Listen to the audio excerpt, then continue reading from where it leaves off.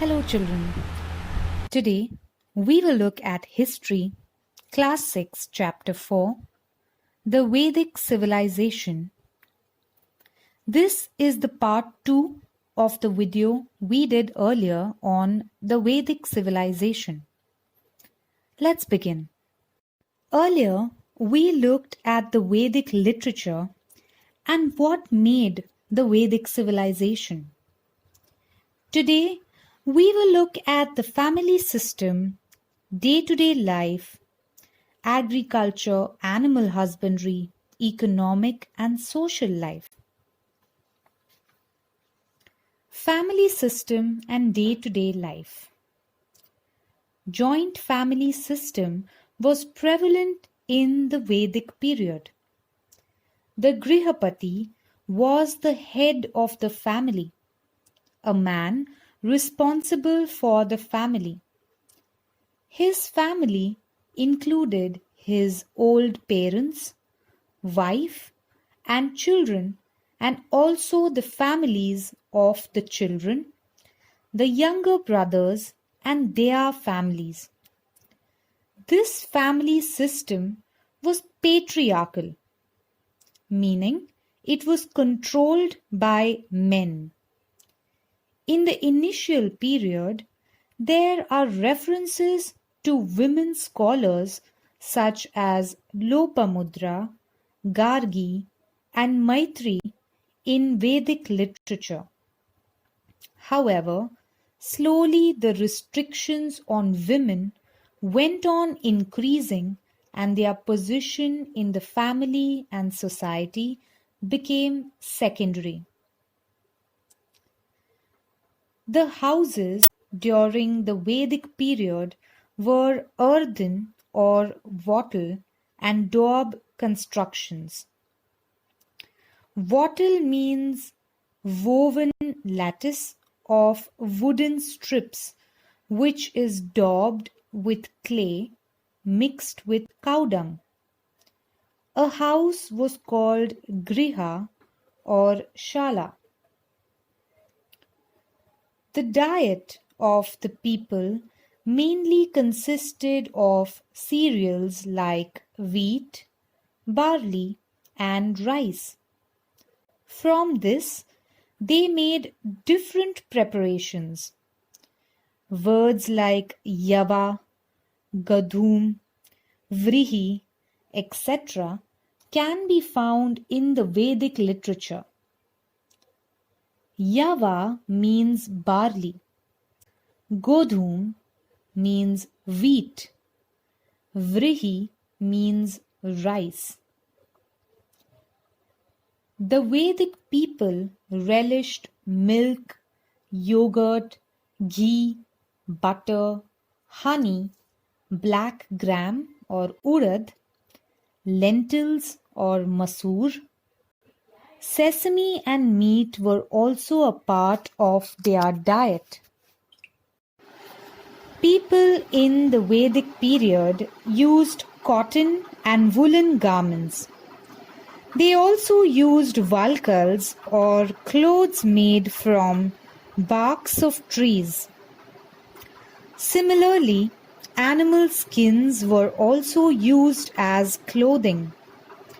Men and women used ornaments of gold, flower garlands, strings made of beads, etc. A kind of pendant called nishka seems to have been popular. It was also used as a currency.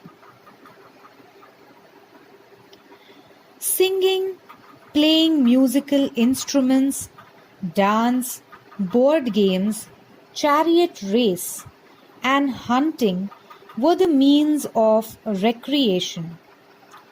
Their main musical instruments were veena, shattatnu, cymbals, and the conch. Percussion instruments like damru and mridanga were also used. Agriculture, animal husbandry, economic and social life. Agriculture was the main occupation during the Vedic period. Many oxen were yoked together to plough the fields. The plough had iron ploughshares. The Atharva Veda considers insects, pests, and other animals that destroy crops and suggests certain remedies. Cow dung was used as manure. During the Vedic period, animals like horses, cows, and dogs had special importance. Cows were used as means of exchange. That is why cows were highly priced. People took special care to ensure that their cows would not be stolen. The horse was valued because of its speed. The Vedic people were skilled in taming the horses and harnessing them to the chariots. Chariots in the Vedic period had spoked wheels, which are lighter than solid wheels. The horse-drawn and spoked wheel chariots of the Vedic period were swift and speedy. In this period, apart from agriculture and animal husbandry, several other occupations had also flourished. Artisans and people practicing various occupations were an important part of the social system. They formed independent organizations known as shrenis or guilds. The head of the guild was known as Shreshthi. However, slowly the status of skilled artisans became secondary.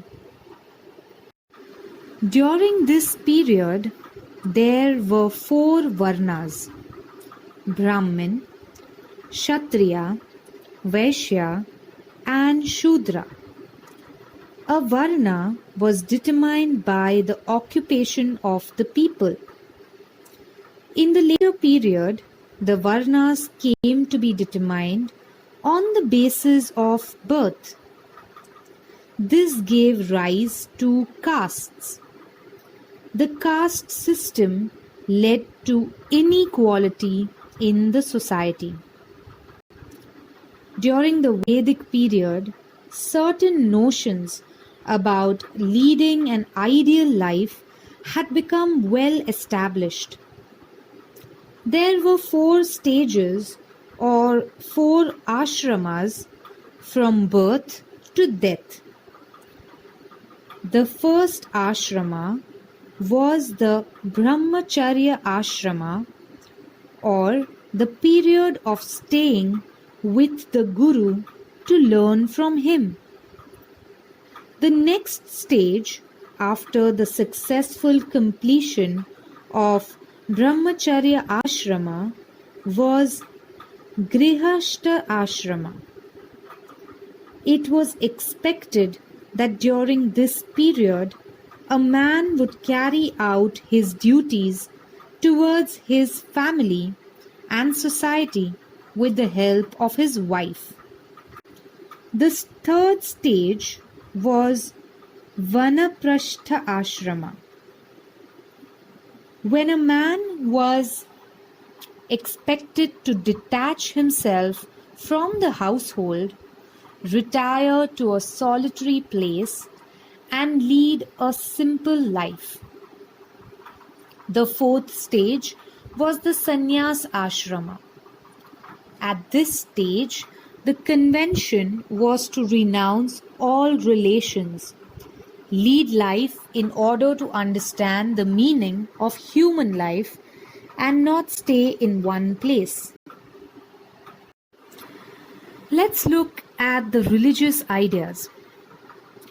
In the religious ideas of the Vedic period, forces of nature such as the sun, wind, rain, lightning, storms, and rivers were given the form of deities.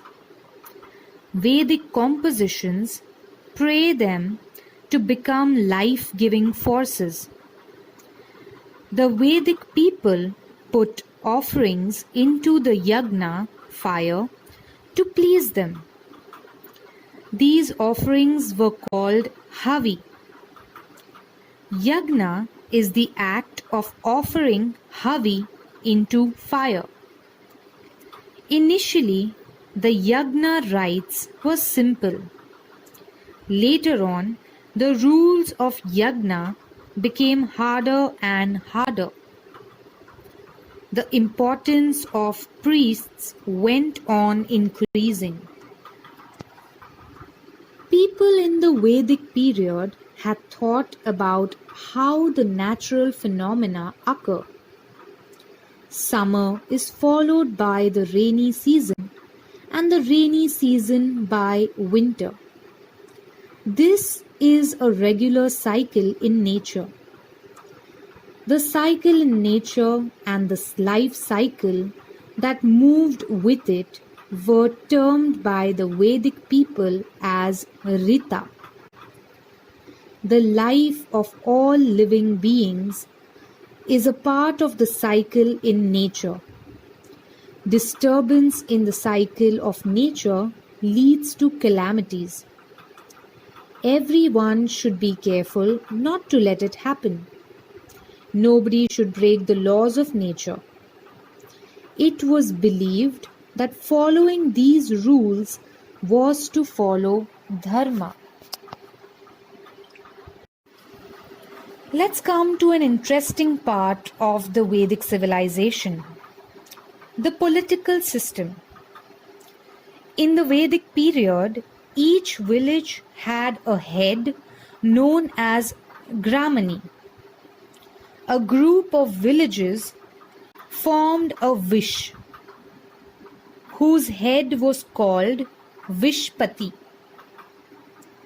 Several Vish formed a Jana.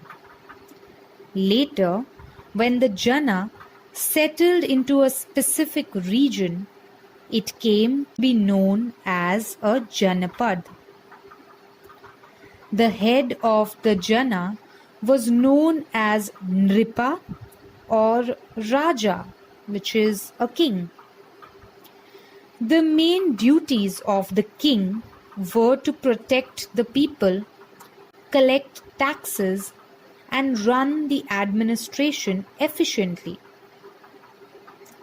In order to run the administration smoothly, the king appointed various officers. The Purohit or a priest and the Sepati of the army were officers of special importance. The officer who collected the taxes was known as Bhagdup. Bhag means share. The person who collected the king's share of the produce of a jana was called Bhagduk. There were 4 institutions who guided the king: a Sabha, a Samiti, a Vidat, and Jana. The people of the state participated in their working. Women too participated in the working of Sabha and Vidat. The Sabha consisted of senior citizens of the state, whereas the Samiti was a general body of the people. Later on in the Vedic thought, Smriti and Puranas were composed. After a period of time, the religious stream based on the Vedas, Smritis, Puranas, and local traditions came to be known as Hinduism. Along with the Vedic stream, there were other religious trends which took a different position from the Vedic one regarding yagna rites and the Varna system. We will learn more about them in the next chapter. Let's do a small activity. List some new words in the lesson and find their meaning. That's all for today. Thank you, children. Please feel free to ask any questions you may have.